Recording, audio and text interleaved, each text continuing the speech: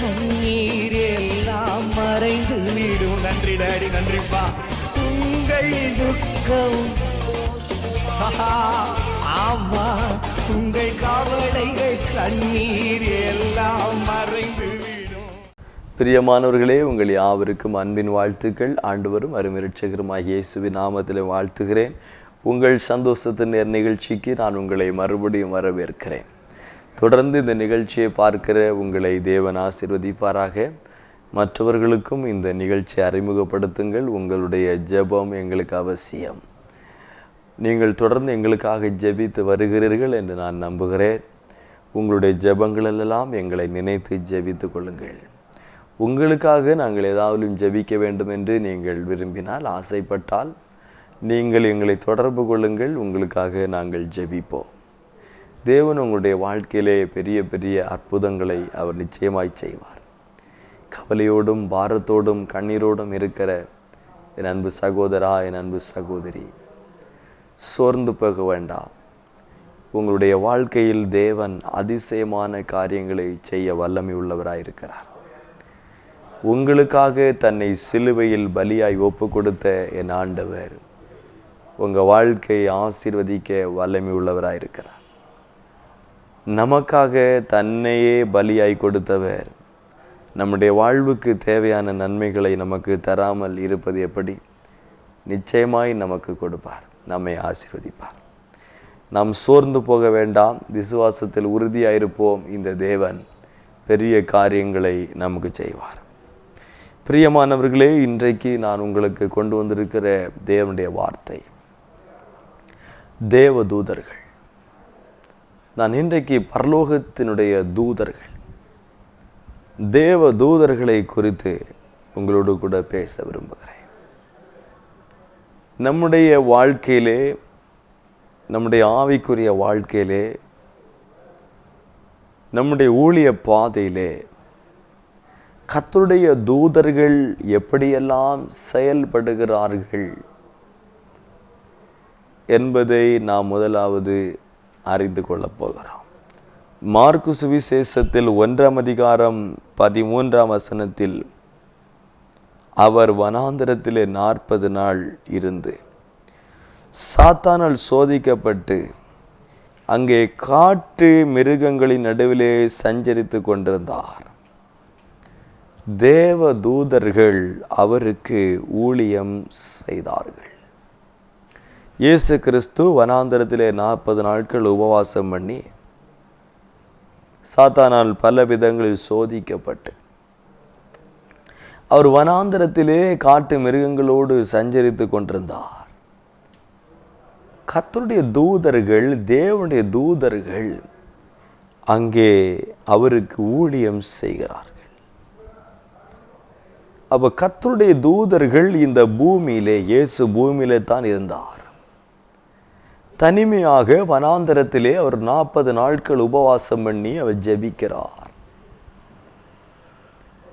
கர்த்தருடைய தூதர்கள் இந்த பூமிக்கு இறங்கி வந்து பூமியில இருந்த இயேசுவுக்கு தனிமையாக அவர் உபவாசம் பண்ணி களைத்து போய் சோர்ந்து போன அந்த நேரத்தில் அவருக்கு உதவி செய்கிறார்கள். எபிரேயர் 1:14 இதை சொல்லுகிறது. ரட்சிப்பை சுதந்திரிக்க போகிறவர்களை நிமித்தமாக ஊழியம் செய்யும்படிக்கு அவர்கள் எல்லோரும் அனுப்பப்படும் பணிவிடை ஆவிகளாயிருக்கிறார்கள் அல்லவா. அவர் தேவ தூதர்கள் பணிவிடையின் ஆவிகளாக இருக்கிறார்கள் என்று வேதம் சொல்லுகிறது. யாருக்கு பணிவிடை செய்யும்படி? மத்தேயு 18:10 இந்த சிறியரில் ஒருவனையும் அற்பமாக எண்ணாதபடிக்கு எச்சரிக்கையாயிருங்கள்.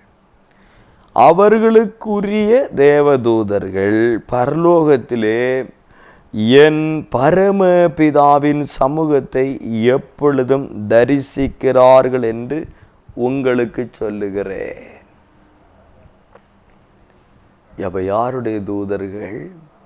இந்த சிறியவர்கள். ஆண்டவராய் இயேசு கிறிஸ்துவை சொந்த இரட்சகராய் ஏற்றுக்கொண்ட ரட்சிக்கப்பட்ட ஒவ்வொருவரும்,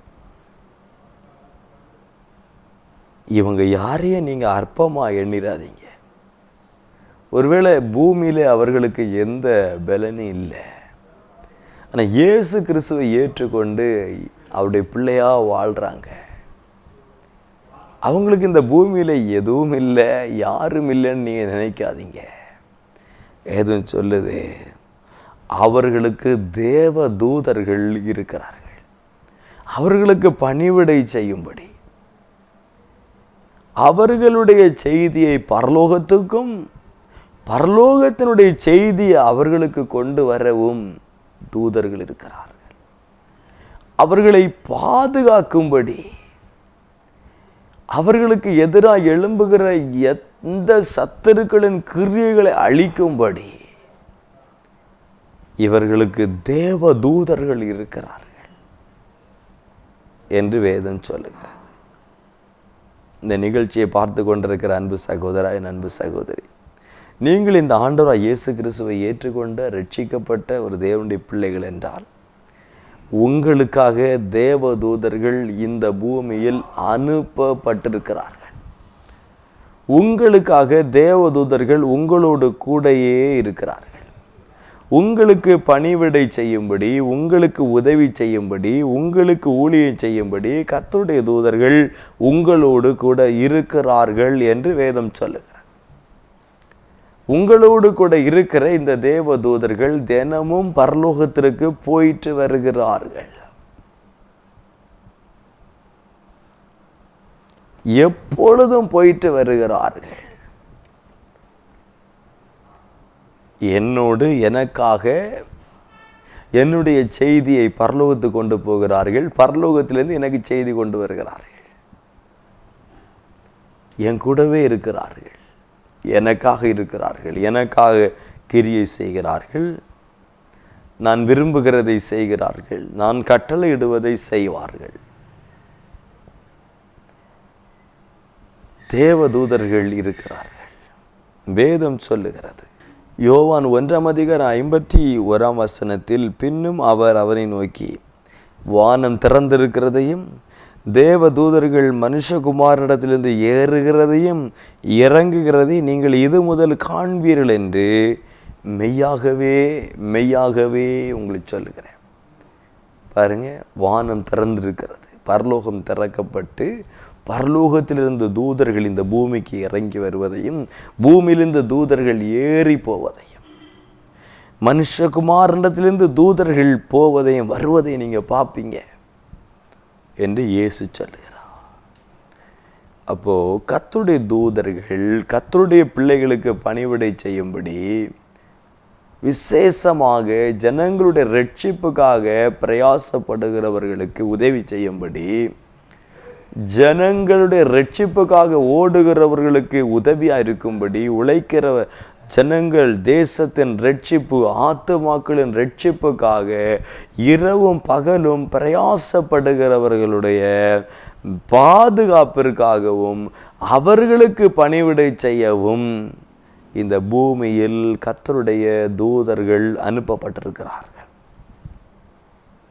அவர்கள் பணிவிடையின் ஆவிகளாக இருக்கிறார்கள். 3 விதமான தேவதூதர்களை வேதம் சொல்லுகிறது. ஒன்று, செய்தியை கொண்டு போகிற தேவதூதன், கபிரியேல் என்கிற தூதன். இன்னொன்று, பாதுகாப்பை ஏற்படுத்துகிற தேவதூதன், எதிராய் வருகிற அத்தனை தாக்குதல்களையும் முறியடிக்கிற, யுத்தம் பண்ணுகிற மிகாவேல் என்கிற தேவதூதன். மூன்றாவது, தள்ளப்பட்ட அல்லது பாவம் செய்த தேவதூதன் என்று 3 விதமான தூதர் கூட்டத்தை குறித்து வேதம் சொல்லுகிறது. நான் ரட்சிக்கப்பட்ட தேவனுடைய பிள்ளை, எனக்காக தேவன் தூதர்களை அனுப்பி இருக்கிறார். என்னுடைய தூதர்கள் எனக்காக இந்த பூமியில் அனுப்பப்பட்டவர்கள் எப்பொழுதும் பரலோகத்துக்கு போயிட்டு வருகிறவர்களாக இருக்கிறார்கள். இந்த தூதர்கள் என்னை பாதுகாக்கிறார்கள், எனக்கு தீமை வராதபடிக்கு எனக்கு ஒரு செக்யூரிட்டி கார்டாக இருக்கிறார்கள். இந்த தூதர்கள் மெசஞ்சராக என்னுடைய செய்தியை அங்கேயும் அங்கிருந்து செய்தியை இங்கேயும் கொண்டு வருகிறார்கள் என்று நம்ம பார்க்குறோம். ஆனால் உன்னுடைய வாழ்க்கையிலே தேவ தூதனுடைய கிரியைகளை உணர்கிறீர்களா? உங்களுடைய லைஃப்பில் எங்கேயாவது தேவ தூதனை சந்தித்திருக்கிறீர்களா? நான் இன்றைக்கு தேவ தூதனை சந்தித்த சிலரை குறித்து நான் வேதத்திலிருந்து சொல்ல விரும்புகிறேன். எப்படி தேவ தூதர்கள் கிரியை செய்கிறார்கள் என்பதை நீங்கள் அறிந்து கொள்ளுங்கள், நம்புங்கள். என்னுடைய வாழ்க்கையிலேயும் தேவ தூதனுடைய அந்த கிரியைகள் நடக்கும் என்று விசுவாசியுங்கள், அதை பெற்றுக்கொள்வீர்கள். உங்களுக்கான தூதன் உங்களுக்காக செயல்படுவதும், நீங்கள் ஒரு பெரிய தரிசனத்தோடு ஓடுகிறீர்கள், ஜனங்கள் ரட்சிக்கப்பட வேண்டும். ரட்சிப்பு நிறைவேறுவதற்கு பிரயாசப்படுகிறவர்களுக்கு உதவி செய்கிற பணிவிடையின் ஆவிகள் அவர்கள். நான் ஒரு ஆத்துமாவின் ரட்சிப்புக்காக பிரயாசப்படுகிறேன் என்றால் எனக்கு உதவி செய்யும்படி கர்த்தருடைய தூதன் இருக்கிறான். நான் கர்த்தருக்கு ஒரு ஊழியம் செய்கிறேன் என்றால் எனக்கு உதவி செய்யவும், என்னை பாதுகாக்கவும், எனக்கு செய்தியை கொண்டு வரவும், என் செய்தியை பரலோகத்துக்கு கொண்டு போகவும் எனக்கு தூதர்கள் இருக்கிறார்கள் என்பதை நீங்கள் விசுவாசிக்க வேண்டும். வேதம் சொல்லுகிற இந்த வார்த்தையை விசுவாசித்து பாருங்கள். தூதர்களுடைய செயல்பாடுகளை உங்கள் வாழ்க்கையில் நீங்கள் பார்க்க முடியும். அப்போஸ்தலர் நடபடிகள் 10வது அதிகாரத்திலே 3ஆம் வசனத்தில் பாருங்கள். பகலில் ஏறக்குறைய 9ஆம் மணி நேரத்திலே தேவ தூதன் தன்னிடத்தில் வரவும் கொர்நேலியுவே என்று அழைக்கவும் பிரத்யட்சமாக தரிசனத்தில் பார்க்கிறான். தரிசனத்திலே இந்த கொர்நேலியு தரிசனத்தில் தேவதூதனை பார்க்கிறான். அந்த தேவதூதன் எப்படி இருக்கிறான்? 30வது வசனம் சொல்லுகிறது, பிரகாசமுள்ள வஸ்திரம் தரித்த மனுஷன் ஒருவன் எனக்கு முன்பதாக நிற்கிறான். அப்ப தேவதூதன் சாதாரண ஒரு மனிதனை போல தான் கொர்நேலியுவுக்கு தெரிகிறான். நாம் நினைப்பது போல தேவதூதன் செட்டைகளை வைத்து, செட்டை சிறகுகளை வைத்து பறந்து வருகிறவனை போல அல்ல. சாதாரண ஒரு மனுஷனை போல எனக்கு முன்னாடி நிற்கிறாங்க. ஆனால் ஒரு வித்தியாசம், அவருடைய வஸ்திரம் பிரகாசிக்கிறது. பிரகாசமாக இருக்கு, முகம் பிரகாசிக்குது, வஸ்திரம் பிரகாசிக்குது. தோற்றம் சாதாரண மனுஷனுடைய தோற்றம். பிரகாசமுள்ள வஸ்திரம் தரித்த மனுஷன் ஒருவன் எனக்கு முன்பதாக நின்றான் என்று கொர்நேலியு சொல்லுகிறார். அவர் தரிசனத்திலே பார்க்கிற அந்த தேவதூதன் அவர் உற்று பார்த்து பயந்து 4ஆம் வசனத்தில் இருக்கு, ஆண்டவரே என்றான். அப்பொழுது அவன், உன் ஜெபங்களும் உன் தர்மங்களும் தேவனுக்கு நினைப்பூட்டதெல்லாம் அவர் சந்நிதியில் வந்து எட்டியிருக்கு. பரலோகத்திலிருந்து செய்தியை பூமிக்கு கொண்டு வருகிறான். உன் ஜெபம் எல்லாம் அங்கே வந்து எட்டியிருக்குப்பா. இப்பொழுது நீ யோப்பா பட்டணத்துக்கு மனுஷர்களை அனுப்பி பேதுரு என்னும் மறு பேர் கொண்ட சீமோனை அழைப்பி, அவன் தோல் பதனிடுகிறவனாகிய சீமோன் என்னும் ஒருவனிடத்தில் தங்கியிருக்கான்.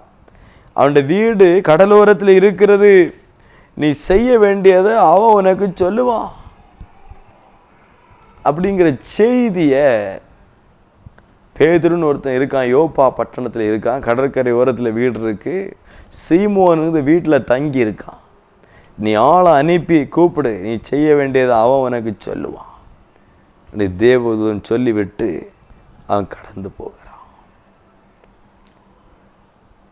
இந்த கொர்நேலியு அப்படியே ஆட்களை அனுப்பி யோப்பா பட்டணத்துக்கு அனுப்புனா, பேதுரு என்கிற மனுஷனை கண்டுபிடிச்சி கூட்டிட்டு வராங்க.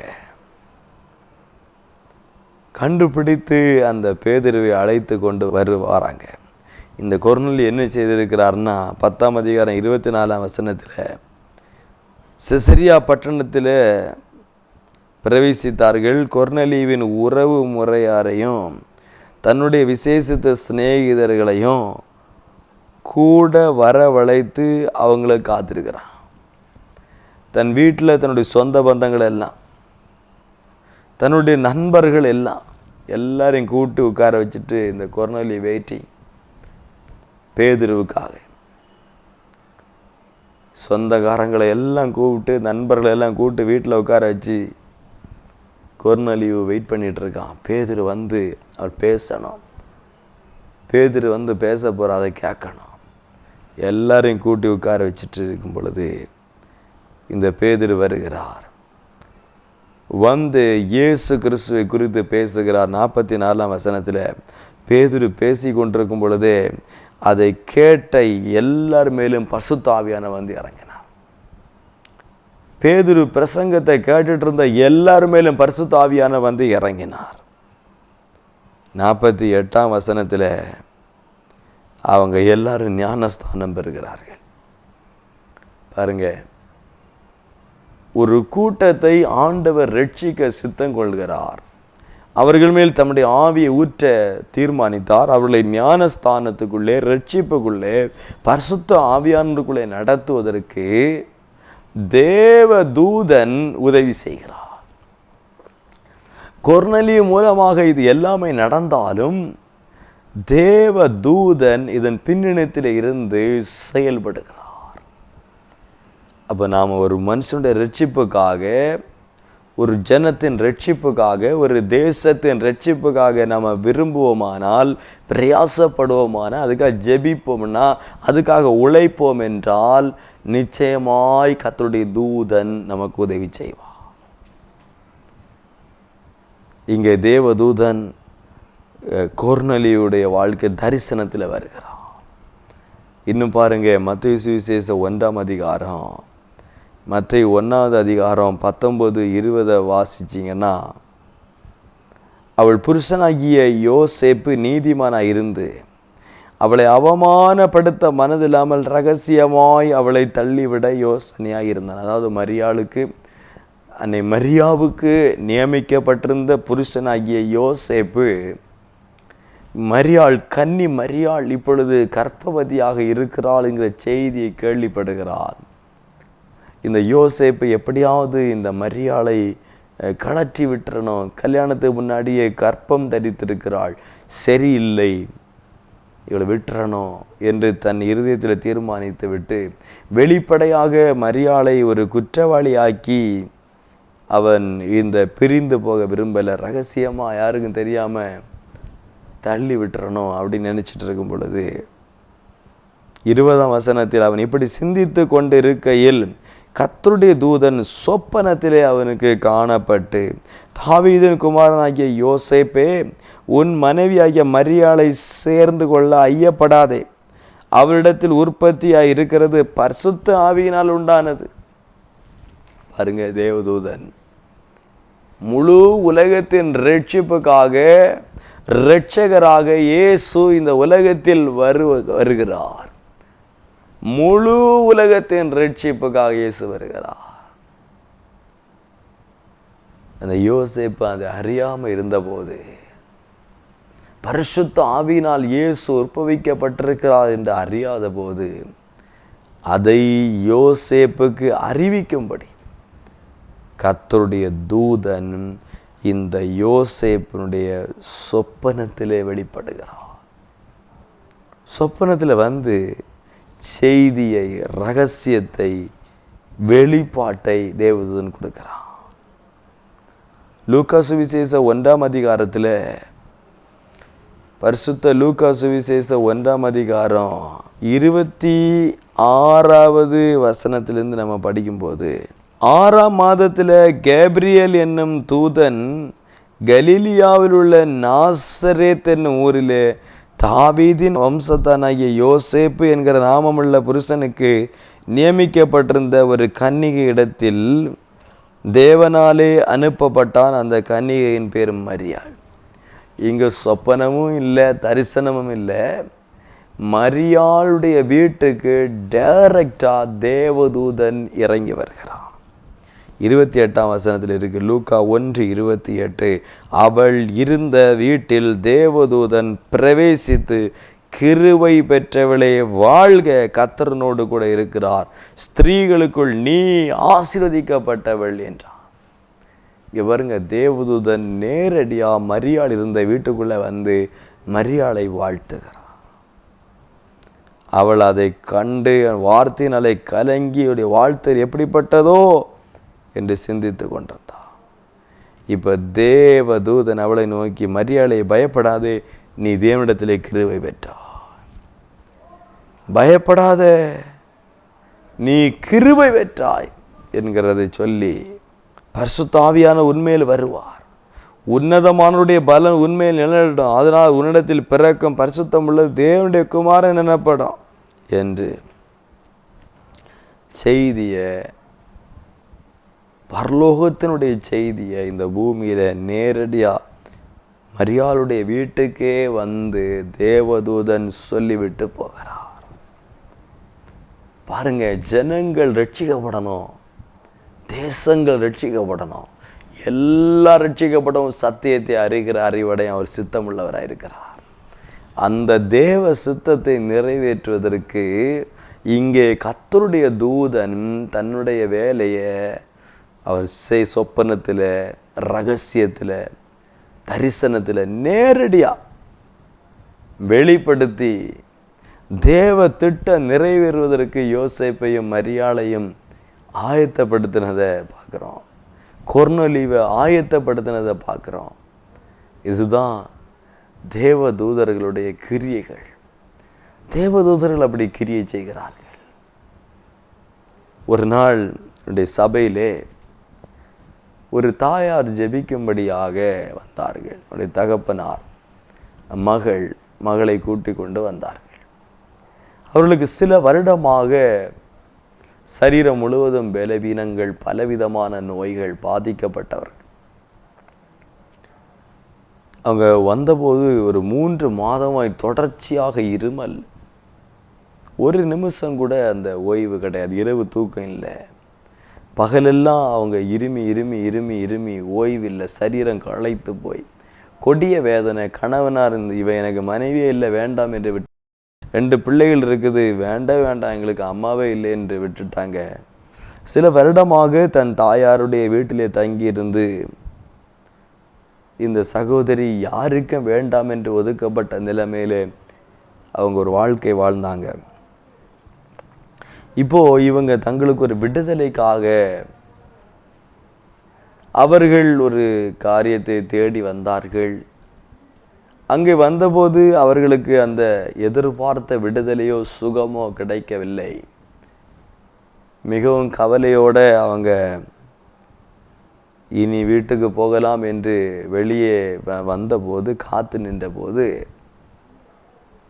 ஒரு தகப்பனார், அவரை அவர்கள் முன்னோ பின்னோ பார்த்ததில்லை, வெண்மையான வஸ்திரத்தை அணிந்திருக்கிறார். பார்க்க அவருடைய முகம் ஒரு வித்தியாசமான பிரகாசமான ஒன்றாக இருந்திருக்கிறது.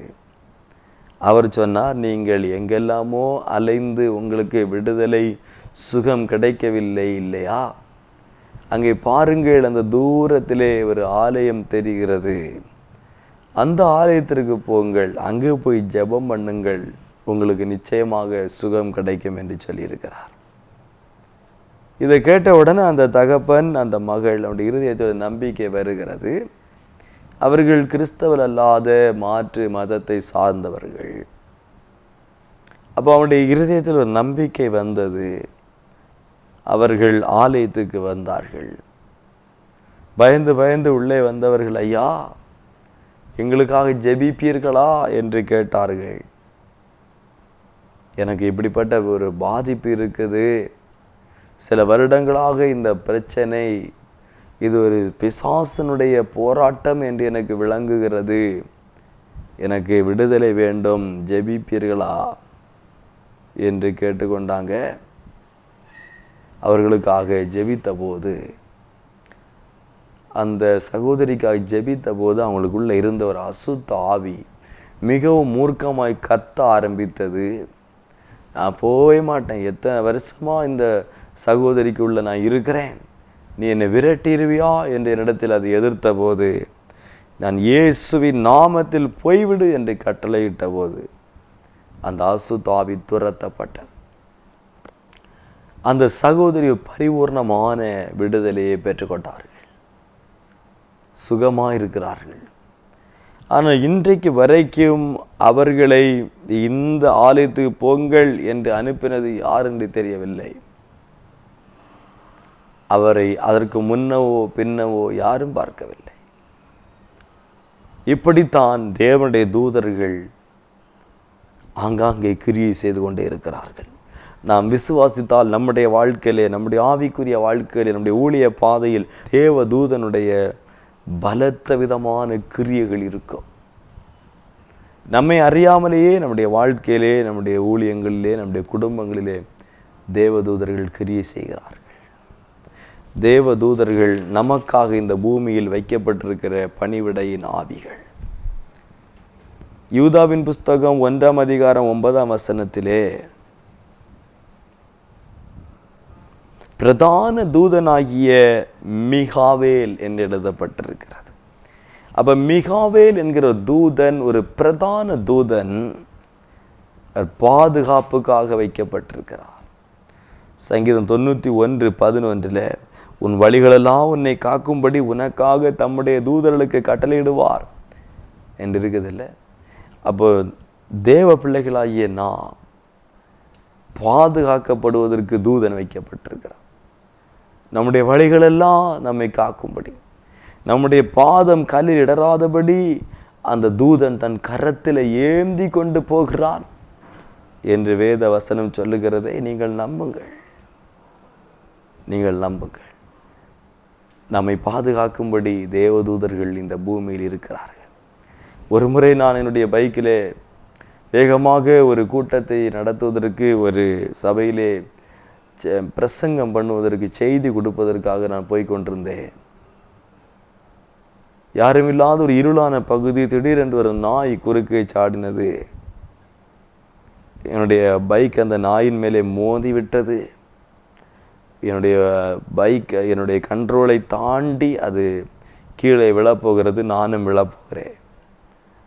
என்னுடைய இருதயத்தில் ஐயோ நான் விழப்போகிறேனே, விழுந்து எங்கெல்லாம் அடிப்பட போகிறதோ, இன்னைக்கு இந்த கூட்டம் நடத்த போக முடியாதே என்று நான் சிந்திக்கிறேன். இயேசுவே என்று கத்துகிறேன். சரிந்து விழப்போன என்னுடைய வாகனம் விழவில்லை. அப்படி நேரே நிற்கிறது. அந்த இடத்தை தாண்டி அந்த பைக்கில் போய்கொண்டே இருக்கு. நான் பைக்கை ஓட்டி கொண்டு போகிறேன். சடார்னு நான் நிறுத்துகிறேன், திரும்பி பார்க்கிறேன். அந்த இடிபட்ட நாய் அங்கே நிற்கிறது. நான் விழப்போனவன் எப்படி விழவில்லை என்று எனக்கு தெரியவில்லை. நான் இயேசுவே என்று கத்தின போது அப்படி சரிந்து போய் என்னுடைய வாகனத்தை யாரோ நிமிர்த்து விட்டதை மாத்திரம் எனக்கு விளங்க முடிந்தது. அவர்கள்தான் தேவனுடைய தூதர்கள். நமக்காக எப்பொழுதும் இருக்கிறார்கள், நம்மோடு கூடவே இருக்கிறார்கள். தேவன் நமக்காக அவர்களை வைத்திருக்கிறார். பரலோகத்திலிருந்து செய்தியை கொண்டு வருகிறார், நம்மிலிருந்து செய்தி அங்கே கொண்டு போகிறார். நம்மை பாதுகாக்கும்படியாக தூதர்கள் இருக்கிறார்கள். மூன்றாவது, தேவனால் தள்ளப்பட்ட தூதர்கள். யூதாவின் புஸ்தகம் 1 அதிகாரம் 6 தங்களுடைய ஆதி மேன்மையை காத்து கொள்ளாமல் தங்களுக்குரிய வாசஸ்தலத்தை விட்டுவிட்ட தூதர்களை மகாநாளின் நியாய தீர்ப்புக்கென்று தேவன் நித்திய சங்கிலினால் கட்டி வைத்திருக்கிறார் என்று வேதம் சொல்லுகிறது. பரலோகத்திலிருந்து தள்ளப்பட்டவர்கள், தேவனுடைய சமூகத்திலிருந்து பாவம் செய்து தள்ளப்பட்ட தூதர்கள் என்று எழுதப்பட்டிருக்கிறது. அவர்கள் இரட்சிப்பை நஷ்டப்படுத்தவும் இரட்சிப்பை கெடுக்கவும் இந்த பூமி எங்கும் உலாவிக் கொண்டிருக்கிற தூதர்கள், தள்ளப்பட்ட தூதர்கள், பாவம் செய்த தூதர்கள். அந்த ஆவிகள் எங்கும் திரிந்து ஜனங்களுடைய ரட்சிப்புக்கு விரோதமாய் செயல்படுகிறது. அவர்களுடைய மிகப்பெரிய தந்திரம் தங்களை தேவனை போல காண்பித்து என்னை ஆராதியுங்கள் என்று ஏமாற்றி ஜனங்களை வஞ்சிக்கிறது. கொலோசியர் 2:19 இருக்கிறது, தேவ தூதர்களுக்கு செய்யும் ஆராதனை. கொலோசியர் 2:19 மாயமான தாழ்மையிலும் தேவ தூதர்களுக்கு செய்யும் ஆராதனை விருப்பமுற்று காணாதவைகளிலே துணிவாக நுழைந்து தன் மாம்ச சிந்தனினாலே வீணாய் இருமாப்பு கொண்டிருக்கிற எவனும் உங்கள் பந்தய பொருளை நீங்கள் இழந்து போகும்படிக்கு உங்களை வஞ்சியாதிருக்க பாருங்கள். அப்போ இந்த விழுந்து போன தள்ளப்பட்ட இந்த தூதர்கள் ஜனங்களை ஏமாற்றி தங்களை ஆராதிக்கும்படி செய்து இவர்களின் ரட்சிப்பை கெடுக்கிறார்கள். பரலோக ராஜ்யத்தின் மகிமை இழந்து போக பண்ணுகிறார்கள். யோவான் பரலோகத்துக்கு எடுத்து கொள்ளப்பட்ட போது வெளிப்படுத்தல் 22 8 9 பாருங்கள், யோவானாகிய நானோ இவைகளை கண்டு கேட்டு இருந்தேன். நான் இவளை கேட்டு கண்டபோது இவைகளை எனக்கு காண்பித்த தூதனை வணங்கும்படி அவனுடைய பாதத்தில் விழுந்தேன். உடனே அந்த தேவதூதன் என்ன சொல்லுகிறான், உன்னோடும் உன் சகோதரனோடும் தீர்க்கதரிசிகளோடும் இந்த புஸ்தகத்தின் வசனங்களை கைக்கொள்ளுவர்களோடும் கூட நானும் ஒரு ஊழியக்காரன். என்ன வணங்காத, தேவனை வணங்கு, தேவனை வணங்கு, தேவனை தொழுதுகள், வர்ஷிப் காட். நானும் உன்னோடு கூட இருக்கக்கூடிய உன்னை போல ஒரு ஊழியக்காரன். நீ எப்படி ஜனங்களுடைய ரட்சிப்புக்காக பிரயாசப்படுகிறாயோ நானும் அப்படித்தான். எப்படி நீ தேவனை மகிமைப்படுத்துவதற்கு பிரயாசப்படுகிறாயோ நானும் அப்படித்தான். நீ எப்படி தேவனுக்கு ஊழியம் செய்கிறாயோ நானும் அப்படித்தான் என்று சொல்லுகிறார்.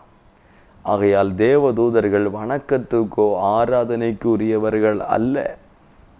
அவர்கள் நம்மோடு கூட இருந்து நம்மை போல தேவனுக்காக வேலை செய்கிறவர்கள், கர்த்தருடைய வேலையை செய்கிற நமக்கு உதவி செய்கிறவர்கள், நமக்கு பணிவிடை செய்கிறவர்கள். எந்த தேவதூதர்களும் ஆராதனைக்கும் வணக்கத்துக்கும் உரியவர்கள் அல்ல. இன்றைக்கு கேபிரியல் தூதனையும் மிகாவேல் தூதனையும் விழுந்து போன தூதனையும் ஜனங்கள் வணங்குகிறார்கள். தூதன் வணக்கத்துக்குரியவர்கள் அல்ல.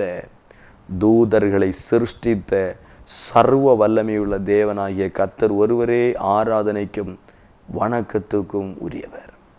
ஜெபிப்போமா. எங்கள் நல்ல ஆண்டவரே, இந்த நல்ல வேளைக்காய் ஸ்தோத்திரம்.